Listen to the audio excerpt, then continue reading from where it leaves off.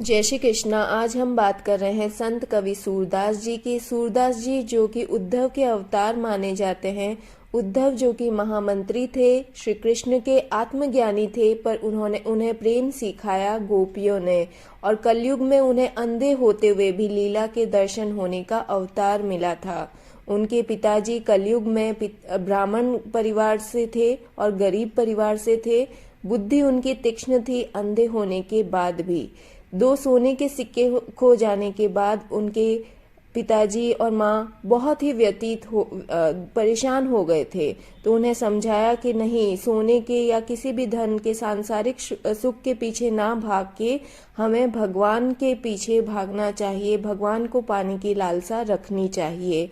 तो पिताजी ने कहा नहीं, वो सोने के सिक्के कहाँ हैं वो बता दो। तो उन्होंने कहा चूहा लेके गया है, गड्ढे में गिर गया है, सोने के सिक्के ले लीजिए और मुझे घर से जाने दीजिए। तो उन्हें समझ में आ गया ये विशिष्ट आत्मा है। 15 किलोमीटर दूर के एक गांव में चले गए, वहां पे 12 साल रहे। उसके बाद में मथुरा गए, वहां पे भी भजन किया और 12 साल गुणगान गाए भगवान के। और साथ में गुरु की तलाश में उन्हें लगा कि गुरु से ही कल्याण हो सकता है। तो वल्लभाचार्य जी की दर्शन करने वो रोज जाते थे, 3 किलोमीटर दूर, 1 घंटा आने का 1 घंटा जाने का। पर एक बार वल्लभाचार्य जी की दृष्टि उन पे पड़ी और उन्होंने 2 भजन सुने उनके स्वरचित।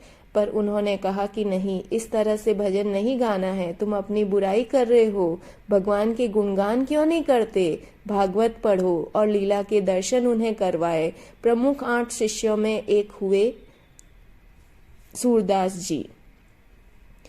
तो उन्होंने लीला के दर्शन करवाए और बहुत ही प्रसन्न हुए सूरदास जी कि मुझे गुरु मिल गए हैं। अब वो उनके सामने कोई भी भगवान की मूर्ति होती, उनके वो दर्शन कर पाते थे।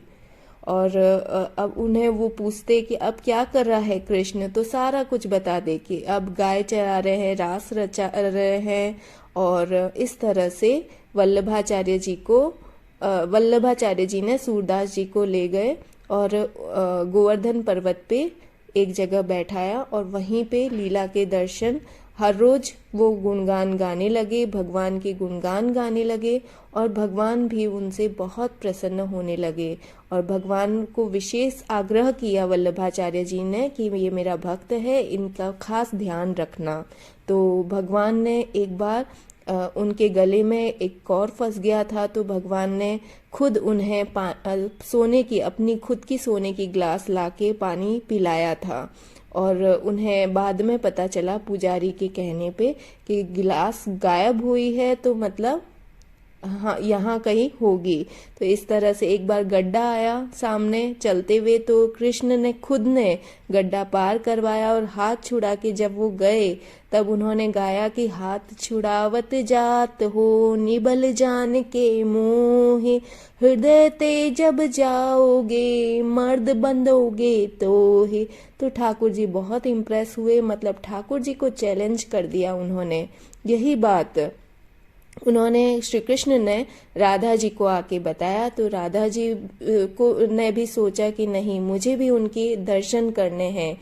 तो मंदिर के बाहर बैठे रहते थे, गोवर्धन पर्वत पे जो पारसवली गांव के पास था, वहीं बैठे कीर्तन कर रहे थे। राधा जी के पायल की आवाज सुनी, तभी उन्हें पता चला कि नहीं, ये मिट्टी की पायल नहीं है, ये तो कहीं और से ही आए हैं। तो उन्होंने प्रणाम करने के लिए अपना हाथ आगे बढ़ाया, तो राधा जी एकदम सचेत हो गई और पैर पीछे ले लिया, पर पायल सूरदास जी के हाथ में आ गई। श्री कृष्ण भगवान दोनों, श्री कृष्ण और राधा दोनों ने सूरदास जी को दर्शन दिए। सूरदास जी 5 मिनट तक वो दर्शन करते रहे और भगवान ने कहा कि मांगो, जो मांगना है तुम्हें वरदान मांगो। तो सूरदास जी बोले कि मुझे फिर से अंधा बना दो। ऐसा निष्काम और अनन्य प्रेम था सूरदास जी का। इस तरह से 70 वर्ष गुजारने के बाद और 50,000 पद लिखने के बाद में भगवान खुद उन्हें लेने के लिए आए कि अब तुम चलिए मेरे धाम। तो उन्होंने कहा नहीं, मेरे को 1,25,000 पद लिखने थे, पर अभी 75,000 और बाकी है। तो भगवान ने कहा अब तुम बूढ़े हो गए हो, बाकी की 75,000 मैं खुद लिख देता हूँ। तो इस तरह से भगवान ने खुद बाकी के 75,000 पद लिखे हैं और अभी 20,000 पद उपलब्ध है अभी के टाइम में। और इस तरह से व्रज भूमि को प्रणाम करते हुए उनका स्वर्गवास हुआ, श्री धाम